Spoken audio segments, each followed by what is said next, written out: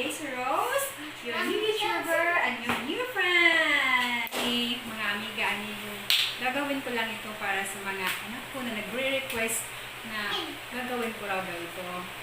Sila nagpo-post sa akin na, kaya mo yan, try mo lang, ma'am. Kaya, for them, go and go. Wash mo lang yan. Ngayong gabi, gagawa ako ng homemade peanut butter for my family. At saka gusto kong ibahagi sa inyo kung saan tayo mas nakakatipid sa pagbibili ba natin sa tindahan or sa paggawa ng sarili nating peanut butter. Okay? Mga amiga at amigo, ito po yung nabili ko na mani sa palengke. Ito worth of 80 pesos. Lulutuin ko ito muna. Kasi sana mayroong nagtinda na luto na para hindi na ako magluluto. So, wala puro hilaw Kaya, lulutuin ko muna to. Ito na guys, yung niluluto kong mani. Masyado yatang dark ngayon Hindi kasi ako masyado expert sa pagluto ng mani. Sige lang, next time, I'll make it more better. Gagalingan ko pa next time. Mas lighter pa nito. Siguro, approximately, mga 4 to 5 minutes luto na. Kaya more than 5 minutes yun kaya ganito pa yung dark. Pero hindi naman siya masyadong kinain ko. Ito na guys, yung mga ingredients na dadalhin ko sa palengke. Ito yung half kilo na brown sugar. At saka 200 grams na Daricream. At saka yung luto na mani. Medyo dark lang siya. Kaya mo na lang yun. Kami lang naman kakain. This is for family consumption.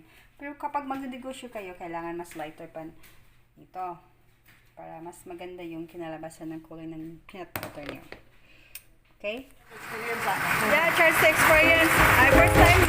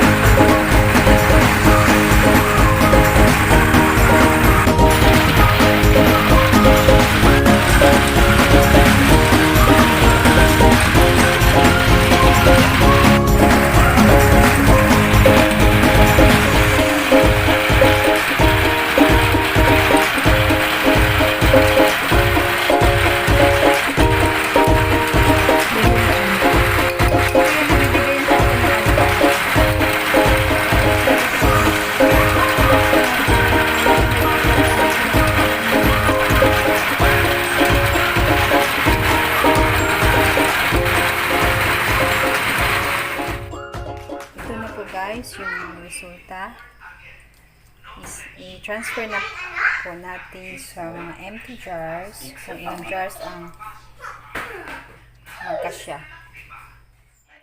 Ito po yung panghuling salad. It's really tasty and so creamy. Sarap talaga siya. Parang siya, ala Nutella ng Pilipinas. Ngayon lang ako nakakatikim ng ganitong peanut butter. Char! Kasi iba yung kulay. Yung smell niya, para siyang nagpagiling ka ng kakao. Parang ganoon siya. Yung baho niya. Parang kakao. Parang, kumbaga may dark chocolates. Para tong dark peanut butter na ala Nutella ng Pilipinas. Char! Sige na. Guys, ito po yung finished product natin at titikman natin. Ito, pinabanan na to kasi maraming tumitingin. Kaya, it's my turn now. Look, it's creamy. Ito na. Look, See that? It's creamy. So let's spread some there. Para siyang ano niya. It looks Nutella. Look, oh, the color and the what do you call the texture. Saucy texture.